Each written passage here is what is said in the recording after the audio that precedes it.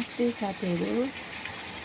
आज म सुँगुरको मासुको बनाउनु गइरहेछु। त मैले अघि नै रेडी गरिसकेको थिएँ। सुँगुरको मासुलाई चाहिँ मैले अघि नै कुकरमा चाहिँ उसिनेको थिएँ है। र राम्रोसँगले पाकेपछि मैले यसमा टमाटर, अदुवा, लसुन, प्याज हालेर तड्का पनि लगाइसकेको छु। नुन पनि मजाले आफूलाई स्वाद अनुसारै हालिसकेको छु। तपाईँहरू पहिला नै उसिन्दाखेरि नै नुन हाल्न सक्नुहुन्छ। त्यति भएर चाहिँ मासुमा मजाले स्वाद है नुन पसेको हुन्छ। र मजाले यसरी पाकेपछि चाहिँ तपाईँले यसरी तड्का लगाएर मजाले एकछिन उमाल्नु पर्ने हुन्छ। त्यसपछि तपाईँलाई पहिला नै खोर्सानी हाल्नुहुन्छ भने हाल्नुहोस्, हाल्नु मन छैन भने ठिकै छ। म चाहिँ अहिले हाल्दैछु किनभने मैले मेरो डल्ले खोर्सानी पहिल्यै भिजाएर राखेको थिएँ र त्यो भएर अहिले चाहिँ मैले डल्ले खोर्सानी हाल्नु माथि हाल्नु गइरहेछु।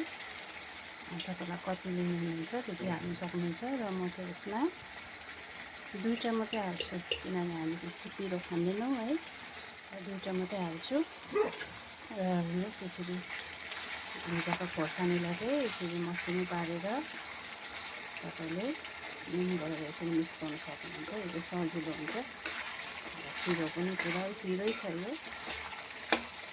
यसरी तड्का लगाएपछि अब यसरी तपाईँले यसरी नै ग्रेभीवाला नै खानुहुन्छ कि यसमा सब्जीहरू मिलाउनुहुन्छ है। सुँगुरको मासुसँग चाहिँ रायो साग एकदमै राम्रो हुन्छ। र म चाहिँ रायो साग मिलाउनु गइरहेछु। र अलरेडी पाकिसकेको छ यो मासु किनभने मैले कुकरमा पहिला नै यसलाई बोइल गरेर चाहिँ तड्का लगाएको हो।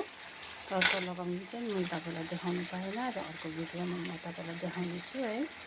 यो चाहिँ अहिले यत्तिको भइसकेको छ। हेर्नुहोस् त यो कति राम्रो ठाउँ लाग्दो भयो है।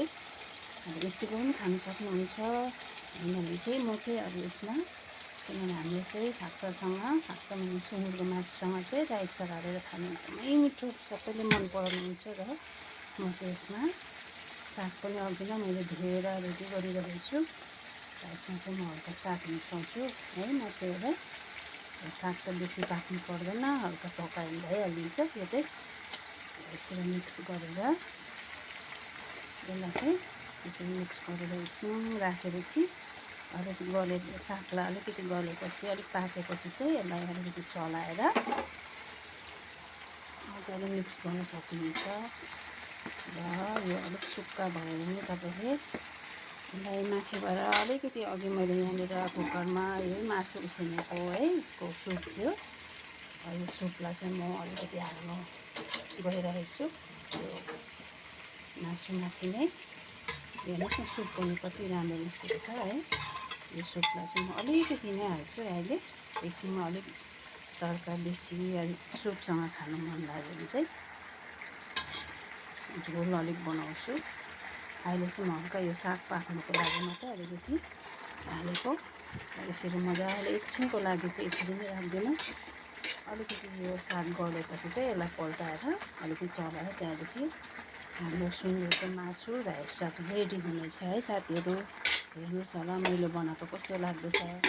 मन पऱ्यो भने तपाईँहरू लाइक सेयर कमेन्ट गर्नु चाहिँ नभुलिदिनुहोस् होला है। मेरो यो नयाँ च्यानलमा, मेरो यो च्यानल युट्युबमा नयाँ च्यानल हो। मैले खोलेको भर्खरै कति दिन पनि भएको छैन, भर्खर सुरु हो। र मैले यो बनाएको यो सुँगुरको मासु तपाईँहरूलाई मन पऱ्यो भने चाहिँ लाइक गरिदिनुहोस् होला, नभुल्नु होला है। र म यसलाई एकछिनको लागि चाहिँ छोपेर राख्छु। अहिले बादमा तपाईँहरूलाई देखाउनेछु कस्तो भयो के भयो है। अहिलेको लागि यति नै छोपेर राख्नुपर्छ।